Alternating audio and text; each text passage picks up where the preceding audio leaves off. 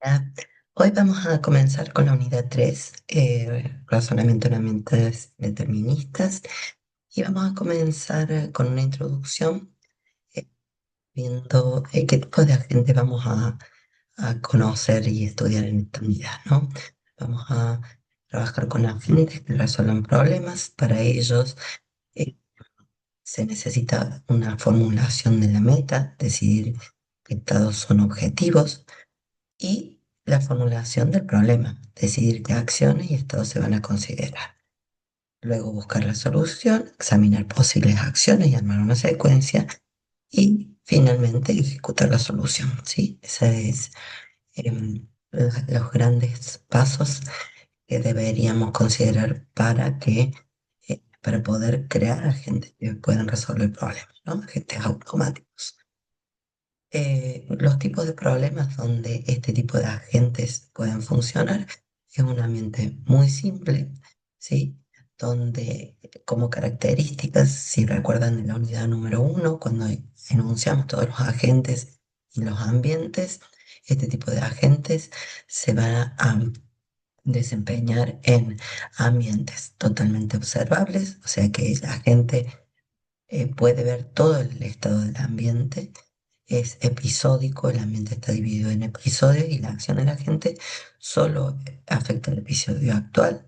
Es discreto el número de estados y acciones posibles en el ámbito definido. Es conocido, es muy importante esto, la gente tiene conocimiento completo de la regla del ambiente. Es determinístico, o determinista. La siguiente acción del ambiente está completamente determinada por el estado actual y la acción de la gente. Es estático, el ambiente no cambia mientras la gente esté deliberando o actuando, ¿sí? Aun cuando puede que haya situaciones que cambien en el tiempo, pero mientras la gente está actuando, es estático. Y se trata de un agente individual, solamente hay un agente operando en el ambiente. Vamos a considerar también un estado objetivo como un conjunto de estados del mundo, ¿sí? Aquellos exactamente que satisfacen el objetivo, y la tarea del objetivo del agente es encontrar una secuencia de acciones que permita obtener ese estado objetivo, ¿no? Elementos a considerar que tenemos que tener en cuenta, por supuesto, el estado objetivo, que es el resultado deseado del problema. El estado inicial, el punto de partida del problema, hay que indicarle a la gente por dónde va a comenzar. Las acciones posibles, las acciones que se pueden tomar para resolver el problema. Y también hay, dentro de todo esto, vamos a considerar lo que se llama la función de costo del camino, que es el costo asociado con cada camino de acción, ¿sí? Bien. Con respecto a la definición del problema, ¿sí? Para resolver un problema de búsqueda es necesario la definición formal del problema. Como ya dijimos, necesitamos el estado objetivo, el estado inicial, el conjunto de acciones posibles y la función de costo, ¿sí? Que es lo que gráficamente lo hemos representado en la imagen anterior. Y por supuesto, la estrategia de búsqueda, ¿sí? Entonces, para implementar la búsqueda, también es necesario encontrar o crear la forma de representar el estado inicial, final e intermedios, el conjunto de reglas compuestas por una condición de aplicación y una operación, y una estrategia de control para decidir el orden de aplicación. ¿Sí? Todo esto ustedes ya lo vieron en teoría, ¿sí? Con explicaciones y ejemplos. Lo que vamos a hacer ahora es empezar a hacer algunos ejercicios prácticos para aplicar todos estos conocimientos. Nuestro primer ejercicio lo hemos tomado del ejercicio 3 de la guía, donde vamos a trabajar con el problema, el mundo de la aspiradora, ¿sí? Un problema de juguete muy sencillo, donde en este caso la gente es una aspiradora, ¿no? Y vamos a definir los estados inicial, función sucesora, espacio de estado, este objetivo y costo del cambio. ¿M? En el problema del mundo de la aspiradora, ¿sí? El objetivo es que la aspiradora limpie una habitación con dos espacios, izquierda y derecha, ¿no?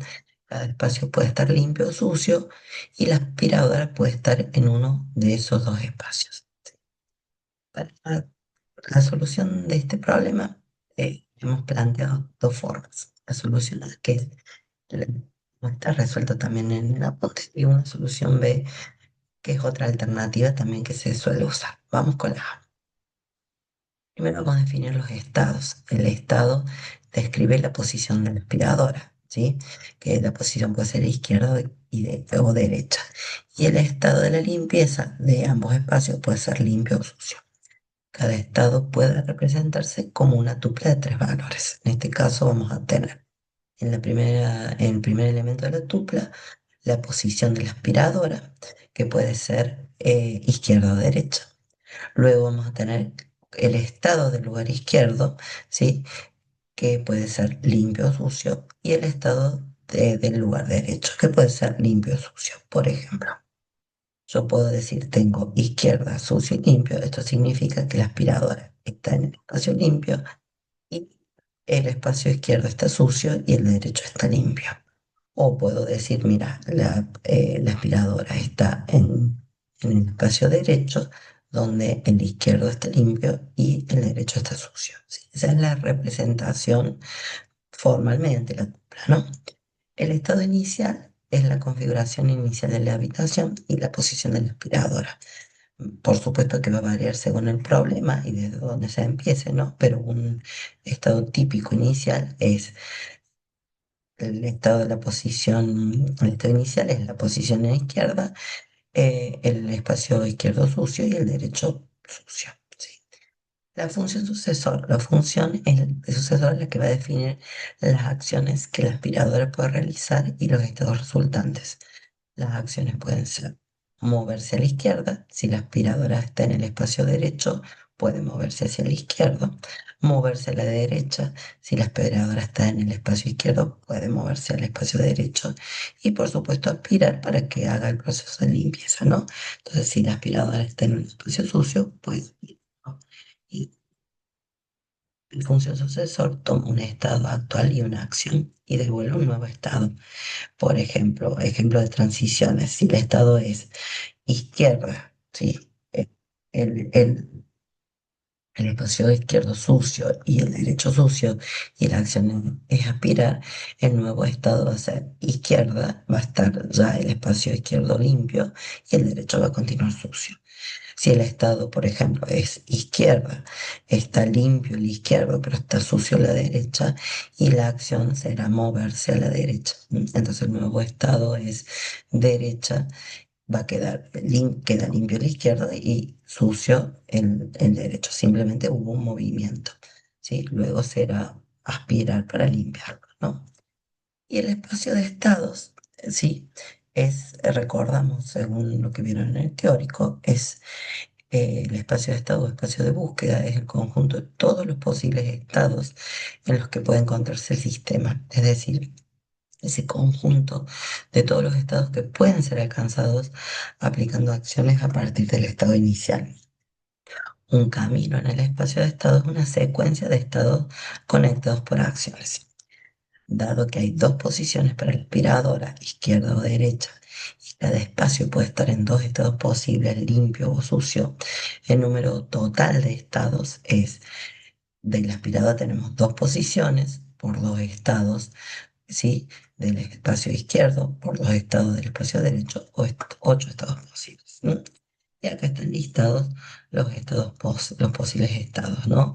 Izquierdo sucio, sucio, izquierdo limpio, sucio, izquierdo sucio, limpio, izquierdo limpio, limpio. Sí, estos son los primeros cuatro, es una combinatoria, ¿no? De estados y espacios, ¿sí?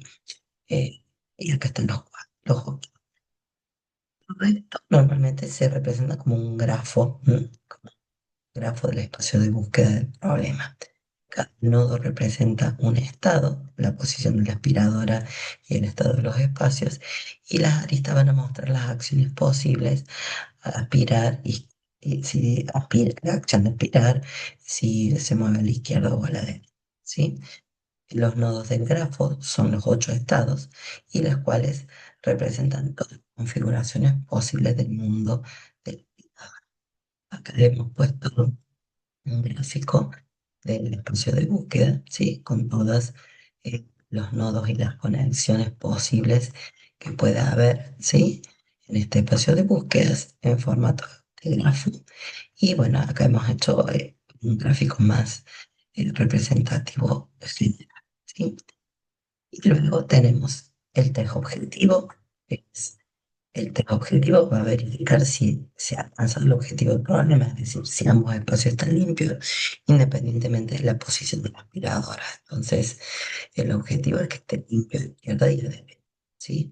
Este test objetivo se pasa si cualquier estado si ambos espacios están limpios. Y el costo de camino puede definirse como la suma de los costos de las acciones realizadas por la aspiradora. Y en este modelo básico, normalmente podemos asignar un costo uniforme para cada acción y vamos a sugerir el uno, ¿no? O sea, de modo que cada acción tiene un costo uno para simplificar. Entonces, de esa manera, el costo total sería simplemente el número de acciones realizadas para alcanzar el objetivo. Por ejemplo, si el estado inicial es izquierda, sucio y sucio, el objetivo se logra en 4 pasos, el costo del camino sería 4.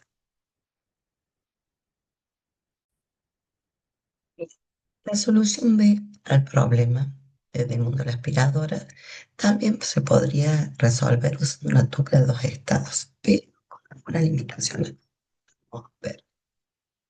En la información siempre tenemos que representar el estado de la posición de la aspiradora izquierda-derecha y el estado de la limpieza de ambos espacios, si están limpios o sucios. Entonces, una forma de simplificar el problema es que la tupla pueda representar el estado de los dos espacios sin incluir la posición de la aspiradora, ¿sí? Explícitamente. Por eso eh, se habla de una tupla de dos elementos y no de tres, ¿sí? Esto porque se podría hacer, porque se podría suponer que las acciones de la aspiradora dependen solo del estado de la limpieza de cada espacio. ¿Qué significa? Que cada elemento de la tupla indicará si el espacio está limpio o sucio. Por ejemplo, el izquierdo, en este caso el primer elemento, estaría representando el espacio en la posición izquierda y el segundo elemento en la posición derecha. Entonces podríamos asumir que, o podríamos decir que en este primer elemento el espacio izquierdo está sucio y el derecho está limpio, ¿sí?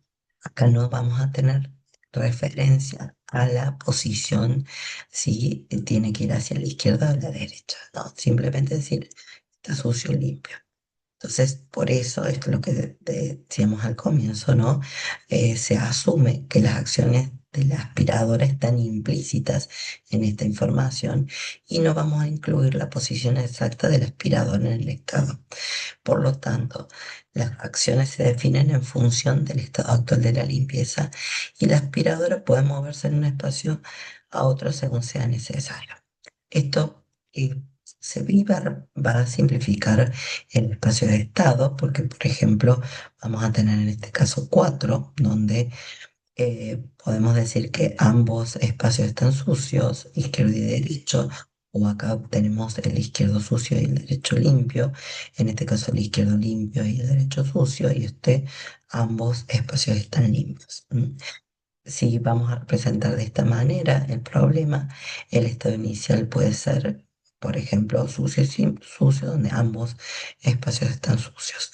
La función sucesor va a determinar los movimientos posibles del aspirador y los cambios de estado en función de las acciones.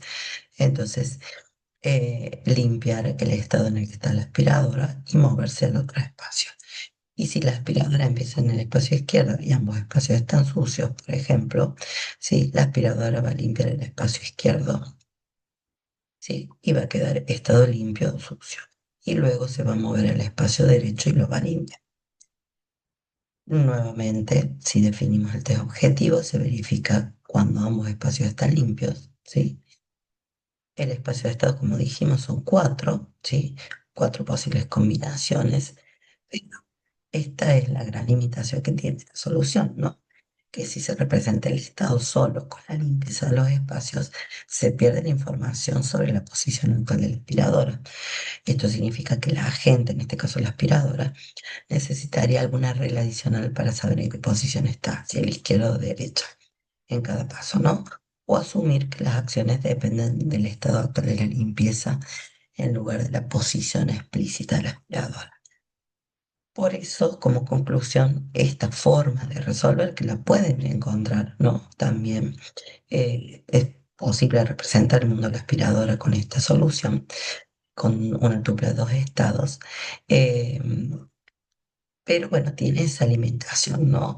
Eh, si bien no vamos a incluir, no se incluye explícitamente la posición de la aspiradora, tiene esa limitación, que si la posición del aspirador es importante para la lógica de acciones, entonces se necesitaría la representación de tres elementos que incluyan la posición, ¿no? Como fue la solución A, que es la que eh, en resoluciones de la cátedra lo tenemos con la tupla de tres elementos.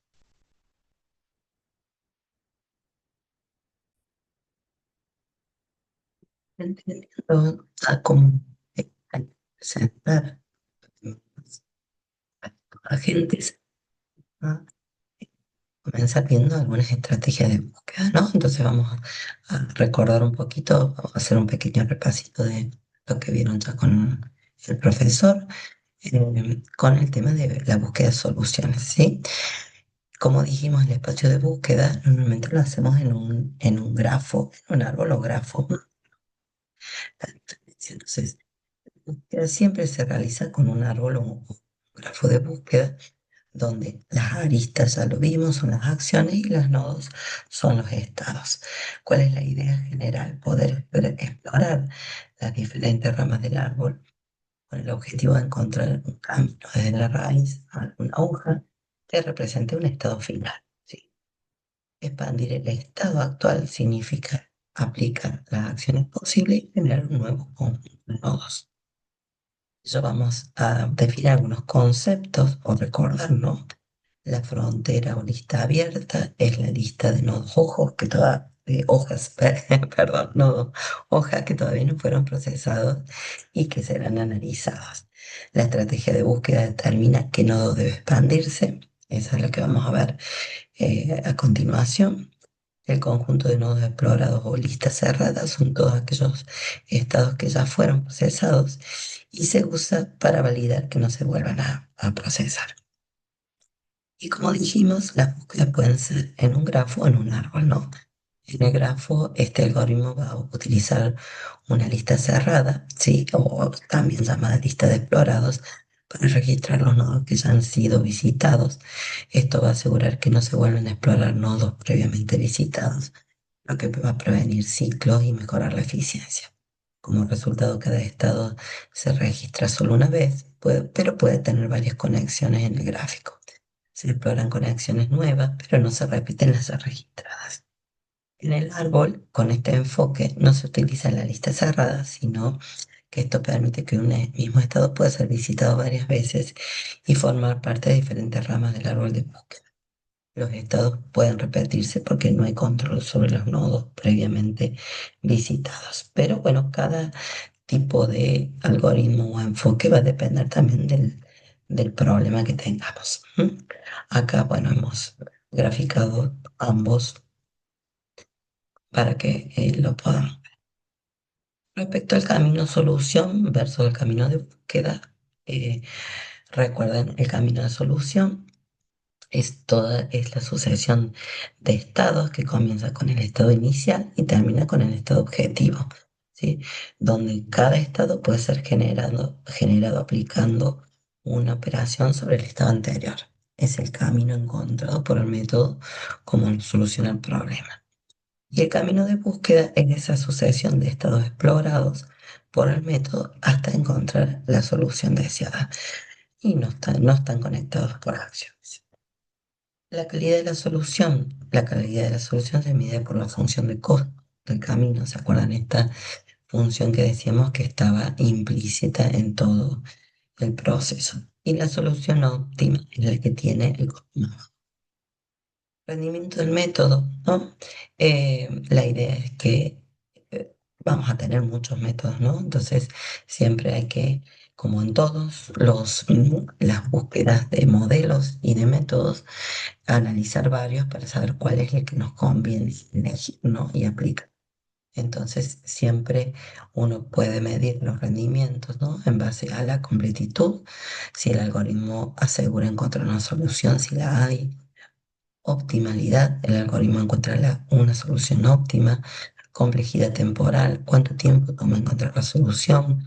Complejidad espacial, cuánta memoria necesito para encontrar la solución.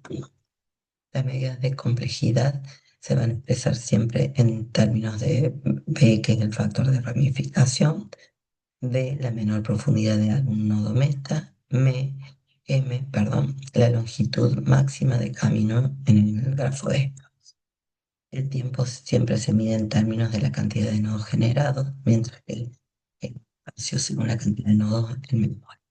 En cuanto a los algoritmos, esto lo vieron allá en algoritmos, siempre yo les digo, en AID comenzaron viendo, si ustedes se acuerdan, recursividad con backtracking, ¿se acuerdan el problema de las ocho reinas? Vimos varios ejemplos, sé que hace mucho que ustedes lo vieron, pero eh, en todos, también vieron en PPR, en paradigmas, cuando vieron backtracking en lógico, en Prolog, ¿no?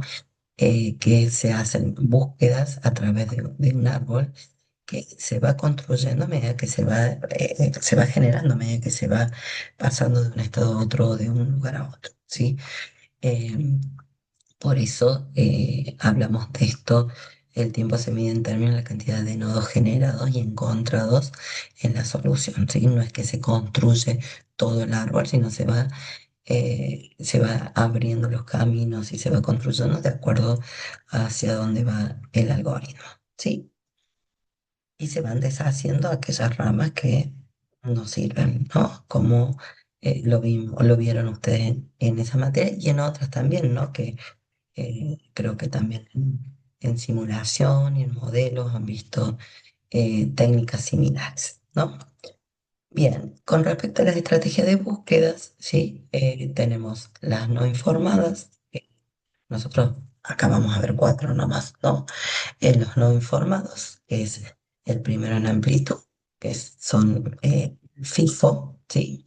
Eh, el primero en profundidad, el LIFO. ¿Sí? Recuerden, First Input, First Output, el famoso concepto de pila, que también lo vieron en AED y estimo que en otras materias también. Y el primero en profundidad es el LIFO, las Input, First Output. ¿Sí? Y los informados, los heurísticos, que vamos a ver primero el mejor, y eh, la...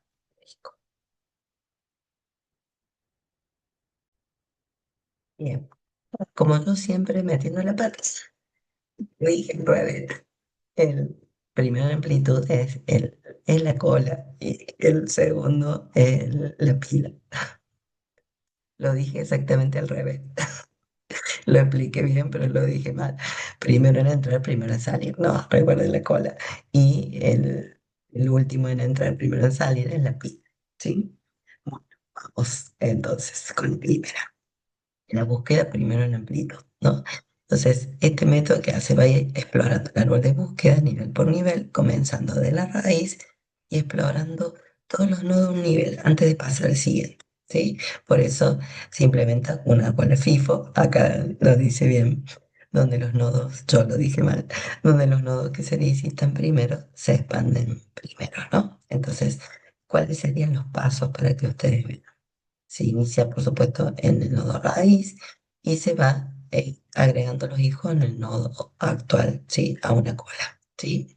Se saca el siguiente nodo del cola y se repite el proceso hasta encontrar la solución o que no haya más nodos que explorar, ¿no? Entonces yo acá comienzo con la raíz, después continúo con todos los hijos de la primera rama, ¿sí? Y luego continúo con los hijos de la siguiente, siempre todos por nivel, ¿no? Como lo vieron en el teórico, en la máquina virtual del profe, Alejandro, ¿sí? En el material de cátedra, el recorrido es así, ¿sí? Se va resolviendo hasta encontrar, por ejemplo, el nodo L, que sería nuestro estado objetivo, ¿no? Entonces, ¿cuál es la ventaja de este método? Encuentra la solución más corta si todos los pasos tienen el mismo costo, ¿no? Desventaja y puede consumir mucha memoria porque mantiene todos los nodos en memoria, ¿sí? En cada nivel los va manteniendo. ¿Dónde explicarlo? Recuerden que lo que decíamos, ¿no? Esto se va construyendo el árbol o el grafo, ¿sí? Y muchas veces se va descartando aquellas ramas que no nos sirven. Acá en este caso todos los niveles se van manteniendo. ¿Dónde aplicarlo? Para encontrar la ruta más corta en un laberinto o grafo cuando el costo de cada movimiento es el mismo, para exploración de redes o mapas donde se buscan conexiones mínimas, por ejemplo, redes sociales, problemas de urbanismo, ¿sí? Algunos ejemplos, en un grafo simple, explorar todos los vecinos de un nodo antes de profundizar en otros niveles, encontrar el camino más corto del laberinto. De hecho, acá les pusimos un ejemplito en Python del problema del laberinto, también un problema muy sencillo, ¿sí? La idea es imaginar un laberinto rectangular donde se quiere encontrar la salida y cada paso cuesta lo mismo. Entonces, tenemos múltiples caminos y se debe elegir el más corto en cuanto al número de pasos, ¿sí? Entonces, la aplicación usando este método implica que se explora todos los caminos posibles de un mismo número de pasos antes de explorar los que requieren más movimiento. Se van expandiendo todas las posiciones de un nivel de movimiento antes de continuar con el siguiente nivel. Esto que se garantiza encontrar el camino más corto en cuanto a cantidades de pasos, sin importar si el laberinto tiene muchos caminos o si algunos son más largos. Bien, este ejemplito que le hemos puesto acá es muy común, también es un ejemplo de juguete del laberinto, muy sencillo en Python para que lo vean y jueguen un ratito. Hace una representación del laberinto donde tenemos los ceros es espacio libre y el uno es un obstáculo, ¿no? Entonces el algoritmo, ¿qué es lo que tiene que hacer? Debe encontrar camino del punto cero hasta el 4, ¿sí? Entonces tiene que ir encontrando la ruta, ¿sí? Fíjense que acá tendría que venir por acá, después, ¿sí? Esa va a ser la mejor ruta. Nosotros lo estamos viendo, por supuesto, pero este algoritmo lo va a encontrar, ¿no? Por eso, bueno, se usa una cola eh, para manejar la colección. Se da como coordenadas de inicio. Recuerden el inicio y el objetivo, los dos estados. En esta función es una función que me va a permitir obtener los vecinos, o sea, dada una posición, se devuelve cuáles son los vecinos válidos que no están bloqueados por los obstáculos. Eh, Vamos a tener configurado las direcciones, ¿no? O los movimientos, ¿no? Arriba, abajo, izquierda y derecha, ¿sí?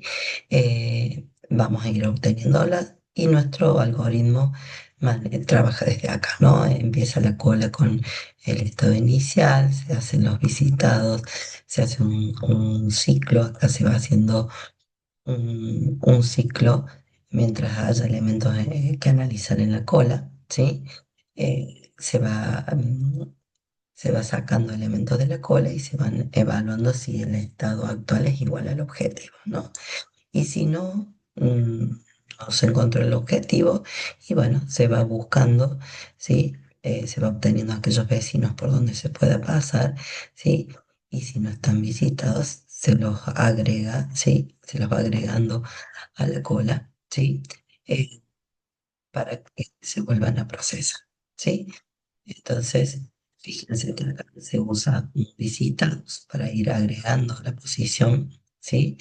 Eh, para indicar que ya se los visitó y luego se agrega la próxima para que luego se pueda seguir analizando. ¿M?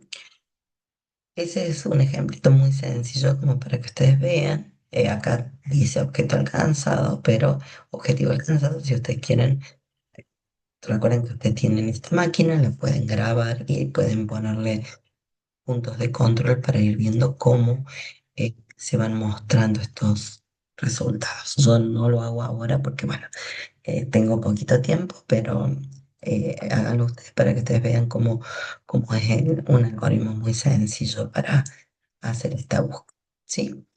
Bien, tenemos la búsqueda primero en profundidad, que este método lo que va a hacer es explorar el árbol de búsqueda profundizando en una rama hasta que llega a un nodo objetivo a un nodo sin más hijos, ¿sí? Si no va encontrando la solución, retrocede, acá aplica backtracking y explora otras ramas. Y se implementa utilizando la pila LIFO, ¿no? Lo que significa que siempre se expande el último nodo agregado. Este es el famoso backtracking, ¿no? Que ustedes ya vieron en primero, en segundo y espero que en otras materias también. Como en los pasos generales, inicia el nodo raíz, ¿sí? Selecciona uno de los hijos del nodo actual y lo expande. Continúa profundizando, acá por ejemplo, selecciona el B y continúa profundizando hasta que no haya más hijos. ¿Sí? Entonces va abriendo y retrocede. Por supuesto que siempre la búsqueda buscando el nodo objetivo, ¿sí? Ahora, si no lo encuentra, sigue expandiendo, ¿no? Y si llega a una hoja, retrocede y expande el siguiente nodo de la rama entera. ¿Mm? Entonces, acá hay algunos gráficos para que ustedes vean, por ejemplo, de A voy, expando B, ¿sí? Después de B voy a D y E. Acá expando H, I, ¿sí? Y, eh, y vamos llegando, supónganse que acá, bueno, este es el I. Y así voy subiendo nuevamente hasta que llego a mi estado objeto. En caso les he puesto el ejemplito del teórico, ¿no? Entonces, donde acá venimos, ¿sí? Y venimos ahí en forma vertical, ¿sí? Usando la pila. Bien, entonces las ventajas de este método es que requiere menos memoria que el anterior, puede ser eficiente si las soluciones están en una rama profunda, ¿sí? Recuerden por qué sería menos memoria, ¿no? Porque como esto va abriendo ramas, ¿sí? Estas no se abren hasta que no sea necesario. Así que en este caso, si encuentra la solución objetiva acá y estas ramas nunca se van a abrir. ¿Se entiende, no? En el anterior se iba abriendo en forma horizontal por cada nivel. Todo el nivel completo se tenía, después se abría todo el otro, siguiente. En cambio, este no, es en forma vertical, por eso requiere menos memoria. Pero la desventaja es que no garantiza encontrar la solución más corta, ¿sí? Puede quedarse atrapada en ramas infinitas si no se establece un límite de profundidad, ¿sí? ¿Y dónde lo aplicamos? Cuando el espacio de búsqueda es muy profundo y se necesita encontrar una solución rápida, aunque no sea la más corta, para resolver puzzles como el Sudoku o problemas de backtracking como el problema de la N reina, ¿no? Como vimos en primer año. Y en este caso, como el ejemplito que hemos puesto, ¿no? Resolver un laberinto profundo. Se tiene un laberinto con una estructura en forma de árbol donde los caminos pueden ser muy largos y profundos. Entonces se quiere ver si hay una solución a lo largo de una única ruta muy profunda, ¿sí? En esta aplicación, ¿qué es lo que hace? Se va a explorar la rama del árbol de búsqueda lo más rápido posible antes de explorar las demás. Si el laberinto tiene ramas largas, este algoritmo es útil porque no se detiene hasta llegar al final de una rama, se profundiza en una dirección hasta llegar a un callejón sin salida y luego retrocede y explora otra dirección, ¿sí? Entonces acá, bueno, les dejo para que después ustedes analicen el, el algoritmo muy parecido al que vimos hace un ratito, ¿sí? De primer algoritmos, también buscando con el mismo set de datos, ¿no? Para que se pueda explorar este algoritmo con los visitados, los vecinos, ¿sí? ¿Se acuerdan que hemos visto encontrado, ¿no? Sí, y ustedes van haciendo algún print interno para ir viendo cómo van quedando los estados intermedios. ¿Está? Bien, vamos con con este Próximo algoritmo, que es búsqueda primero el mejor. Este método utiliza una función heurística para seleccionar el siguiente nodo a explorar, priorizando aquellos que parecen estar más cerca del objetivo. A diferencia de los anteriores, la selección del nodo no se basa en el orden de inserción, sino en la estimación de qué nodo parece más prometedor, ¿no? Para eso va a utilizar una lista abierta para guardar los estados a recorrer. La lista abierta se ordena según el valor de la heurística, en este caso primero el mejor. Se utiliza otra lista cerrada para guardar los estados recorridos y esta heurística H, que es la distancia estimada al estado objetivo. En pasos generales, se inicia en el nodo raíz, se va calculando el valor heurístico, esa estimación de los hijos del nodo actual, se elige el nodo con el mejor valor heurístico, el que parece más cercano al objetivo, y se repite hasta que se encuentre el nodo objetivo. Las ventajas puede ser más rápida que los anteriores, porque se guían por alguna heurística, ¿no? La desventaja no garantiza encontrar la solución óptima y el rendimiento depende también de la calidad de esa heurística elegida. Donde aplicarlo, navegación de robot en entornos donde los obstáculos hacen que algunos caminos sean más difíciles de recorrer, problemas de juego, como encontrar el movimiento más prometedor en un tablero de ajedrez. Ejemplo, siguiendo el ejemplo del laberinto, la heurística podría ser la distancia euclidiana desde la posición hasta la meta, ¿sí? Y el algoritmo elegiría el camino que parece acercar más rápidamente la solución.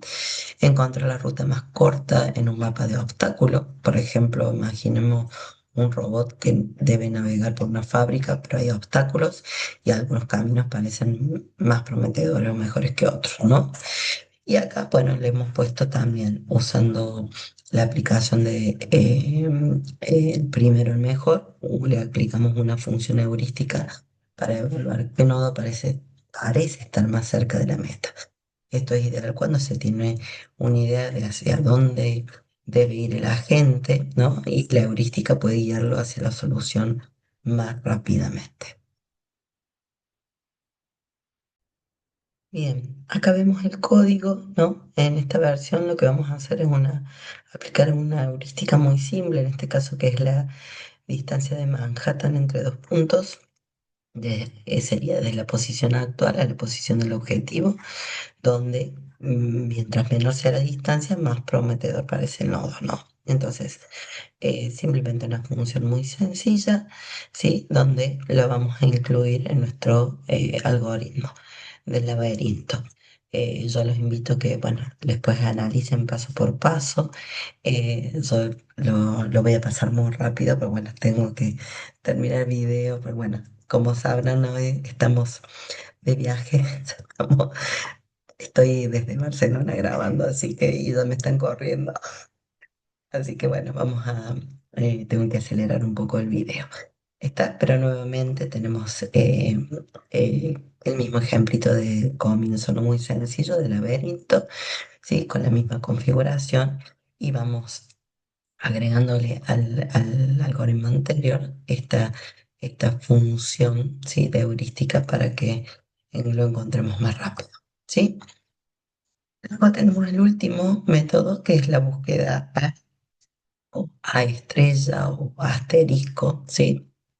Que es una mejora del primero el mejor, ya que va a combinar no solamente la heurística, sino también el costo real del camino para garantizar que la solución encontrada sea la óptima, ¿no?